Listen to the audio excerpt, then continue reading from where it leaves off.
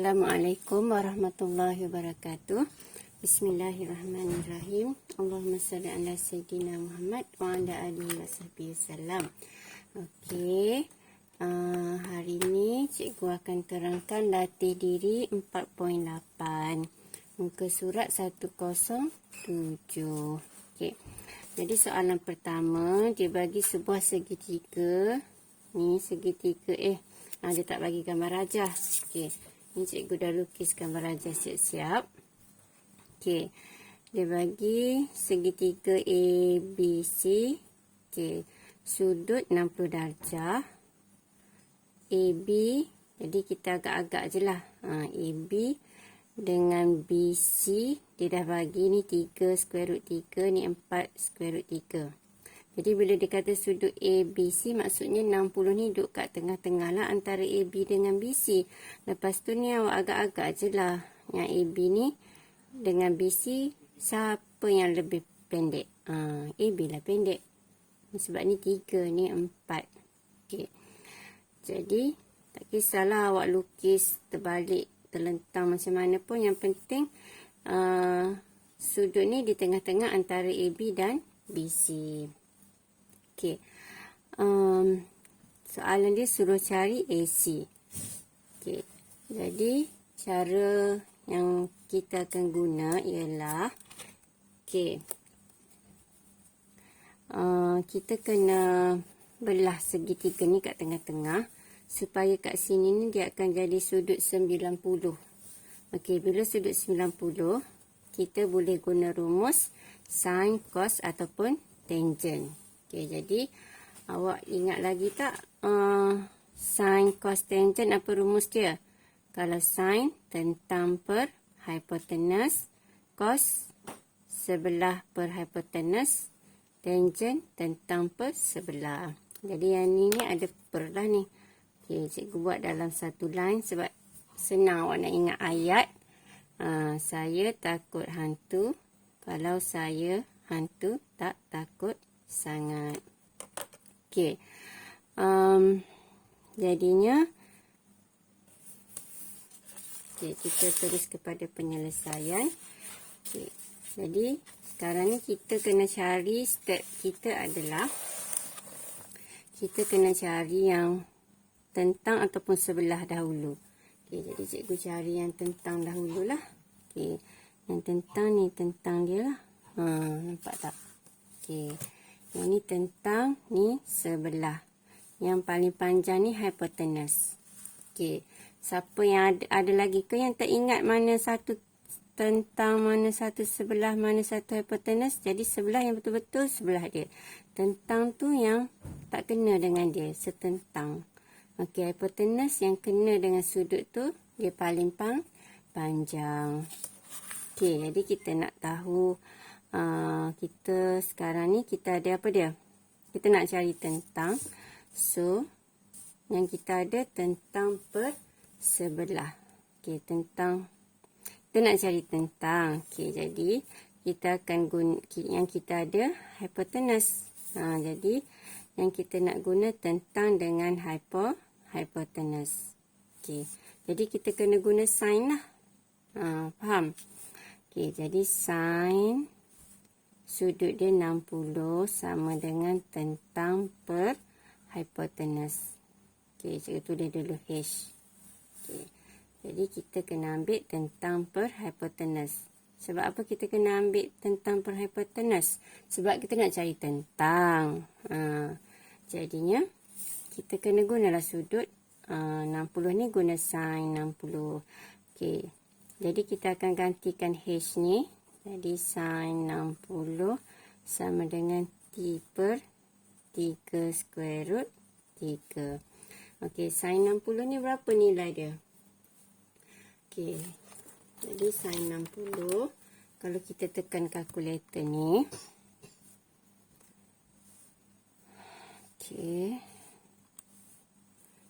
Sin 60 sama dengan kita akan dapat terus square root 3 per 2. Okey. Jadi ni bila darab ke atas sin 60 ni adalah square root 3 per 2 akan darab dengan 3 square root 3 sama dengan tentang. Okey, cikgu tulis tentang sebelah sini semula. Jadi tentang sama dengan, bila kita selesaikan, okey, ni nombor dengan nombor, 3 belah atas tak ada geng dah, 2 belah bawah tak ada geng dah. Tulis je square root 3 darab square root 3 akan dapat berapa? Okey, ni cikgu ada nota kat sini. Kalau benda yang sama, square root benda yang sama, kita kuasa 2 kan.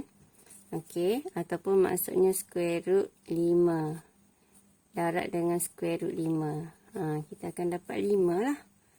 Okey, jadi kita akan dapat 3. Jadi dapatlah 3 darab 3, 9 per 2. Okey, dapat yang sini adalah 9 per 2. Okey, jadi tentang ni kita dapat 9 per 2. Lepas tu kita nak cari sebelah pula. Okey, nak cari sebelah. Okey, kalau sebelah kita kena guna rumus apa? Kita kena guna rumus cos. Sebab kita ada hipotenus. Okey, bila kita dah ada tentang, sebenarnya kita boleh juga guna rumus tangent.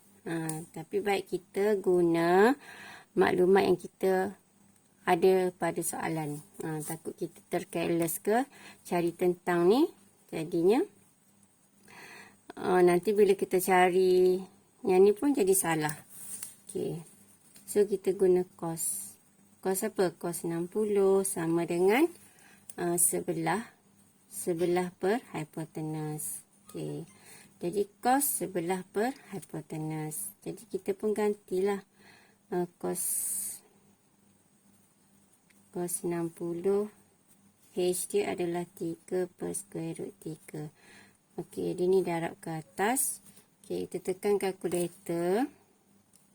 Cos 60 dapat 1 per 2. Jadi yang ni dapat 1 per 2 darab dengan 3 square root 3 sama dengan sebelah. Jadi sebelah sama dengan, ni sebelah atas 3 per square root 3, belah bawah dia 2. Ni maksudnya ni per 1 lah ni, atas darab atas, bawah darab bawah. Okey, sebelah ni kita dapatlah kat sini sama dengan 3 square root 3 per 2. Okey, lepas tu sebenarnya kita nak cari apa? Kita kena cari sini. Okey, sini sebenarnya kita dah ada 4 square root 3. Okey, tapi bila kita nak guna teorem Pythagoras, kita kena ada sudut 90. Kita akan guna sudut 90 sebelah sini. Lepas tu kita kena cari yang ni berapa ni. Okey, jadi nak cari yang sini kita anggap X lah. Nak dapat X ni, panjang semua ni tolak dengan yang kita baru dapat ni. Jadi kita ada X sama dengan, okey, yang semua 4 square root 3 tolak dengan yang kita baru dapat ni 3 square root 3 per 2. Okey, jadinya kita ambil, okey, bila tambah dengan tolak, bila set yang sama, dia akan dapat set yang sama juga, set 3. Kita ambil nombor depan dia je kita tolak. Ni nombor depan dia 4. Okey, 4 tolak dengan 3 per 2. Okey, so akan dapat 5 per 2. Kita dapatlah 5 per 2. Set 3. Okey, lepas tu kita dah dapat dah kat sini. Jadi kita boleh gunalah segitiga ni. Jadi kita ada 9 per 2. Kita ada X ni. Jadi kita boleh guna teorem Pythagoras untuk cari AC. Jadi teorem Pythagoras kalau kita nak hipotenus, jadi kita pun tulislah AC kuasa 2 sama dengan, rumus dia ingat yang hipotenus ni kuasa 2 sama dengan yang sebelah kuasa 2 tambah yang tentang kuasa 2. Okey, jadi sini senang cerita, hipotenus kuasa 2 yang paling panjang sama dengan sisi yang pendek kuasa 2 tambahkan dengan sisi yang pendek lagi 1. Okey, jadi X kuasa 2 kat sini T kuasa 2. Sebab tadi cikgu label X dengan T kan. Ni yang kita dapat sini dengan sini. Okey, dapat AC ni. Jadi, X kuasa 2 apa dia ni? 5/2 square root 3 tambah dengan T kuasa 2, 9/2 kuasa 2. Okey. Kalau kuasa 2 kat luar senang je. Kuasa 2 akan 1/1 yang kat dalam ni. 5 kuasa 2, 25. 2 kuasa 2, 4. Square root 3 kuasa 2. Tadi baru cikgu tunjuk nota. Okey. Kalau kita ada square root 5 kuasa 2 sama dengan 5. So, kalau square root 3 kuasa 2, dapatlah 3. Okey, sini pula 9 kuasa 2 dapat berapa? 81/2 kuasa 2 dapat 4. Ataupun awak tekan je kalkulator terus. Kalau yang guna kalkulator kalkulator hitam ni, awak kena buat kurungan lah. Buat kurungan 9/2 untuk kurungan kuasa 2. Jadi dapat macam tu shift ABC. Okey, dapat sama. Okey. Lepas tu kita selesaikan ni, kita akan dapat. Okey. Yang ni 81/4. Yang ni 25 darab 3. Jadi dapat 75. 75/4.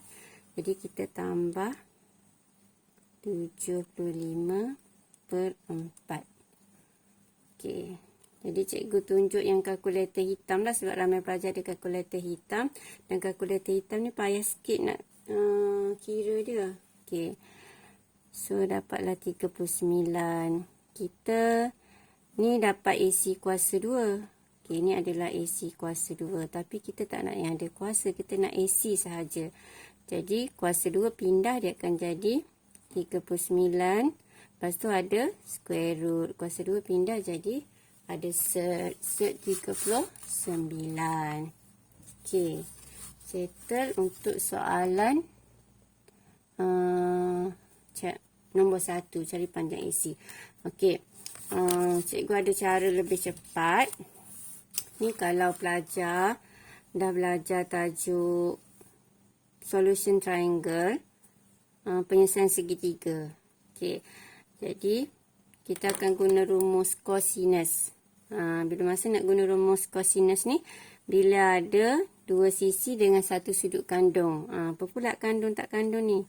Okey. Jadi, yang kandung ni maksudnya, ni anak dia kat tengah. Mak dengan ayah dia kat tepi. Jaga dia, kepit dia kat tengah-tengah. Okey. Kenapa dia kepit? Sebab dia sayang. Jadi, kita pun buat love kat sini. Okey. Jadi, ni daripada anak ni keluarlah anak panah. Okey. Jadi, kita akan start dengan yang anak panah ni. Sebab yang kena anak panah ni sakit, kita pun start dengan yang kena anak panah ni.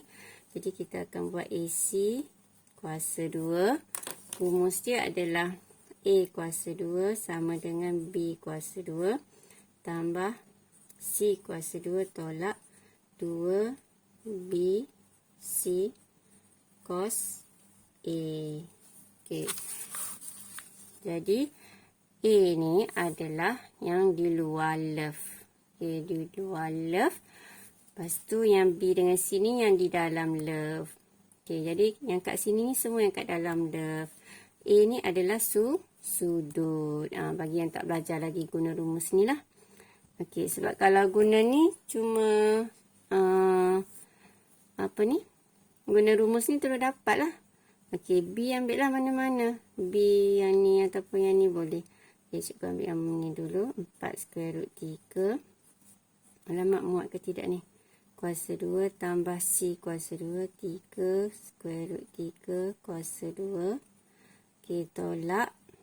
Okey, cikgu buat bawah sikit sebab rasa macam tak muat. Okey, 2B 4 square root 3. Okey, darab dengan C 3 square root 3 Lepas tu cos, muat je. Okey. Lepas tu kita pun selesailah bila ada kuasa 2, depan kuasa 2, 4 kuasa 2. Dapatlah berapa? 6, 16. Okey.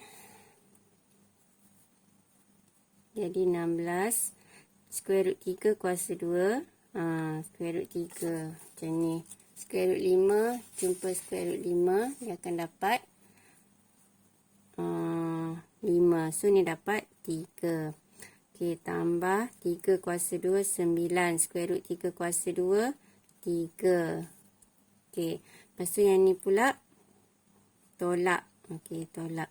Kita ambil nombor je dulu, kita darab. 2 darab 4, 8. 8 darab 3, 24. Square root 3 jumpa square root 3. Hilang square root, dapat 3. Cos 60 boleh tekan kalkulator. Okey, cos 60. Cos 60. Jadi dapatlah 1/2.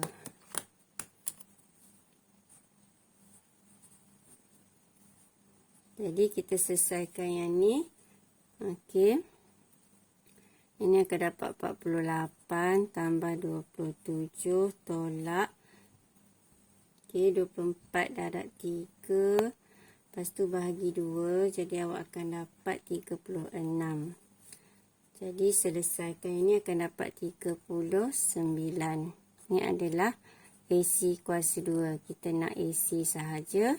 Jadi dapatlah square root 39. Kalau guna rumus ni, sekejap dia terus dapat jawapan dia. Okey. Satu lagi cikgu nak bagi tahu awak. Kalau awak guna kalkulator hitam ni. Okey.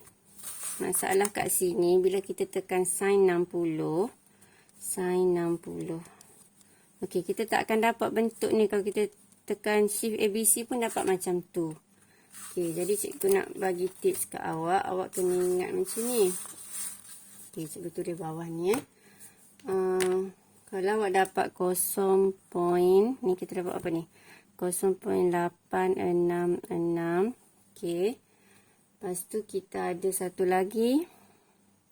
0.707. Satu lagi kita ada 1.73. Bila kita guna kalkulator ni. Okey. Jadinya nilai 0.866 ni dia adalah sama dengan square root 3/2. Yang ni dia sama dengan square root 2/2. Yang ni dia sama dengan square root 3. Okey. Nak kena hafal ke? Tak perlu, main agak-agak je. Okey. Macam mana agak-agak tu? Okey. Maksudnya macam ni. Kalau soalan nak cari sin 60. Macam ni kan, sin 60. Awak dapat 0.866. Okey, jadi ingat 0.8 dengan 0.7 ni. 0.8 kan besar. Jadi square root 3/2. Kena square root 3 tu besar. 2 ni sama je. Semua ada 2 belah bawah. Lepas tu semua per 2. Kalau 0.7 dia kurang 1 je. Maksudnya 3 dengan 2 tu. Okey. Kalau 1 point tu memang square root 3 lah. Ini mewakili, ini adalah untuk, patutnya tak buat line lagi sini tadi.